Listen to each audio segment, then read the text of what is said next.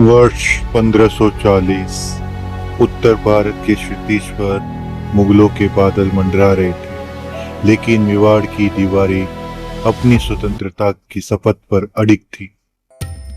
संभाल कर, ये मंगल कलश है।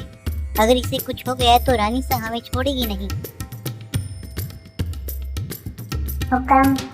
ज्योतिषियों ने कहा है कि आज का नक्षत्र सदियों में एक बार आता है।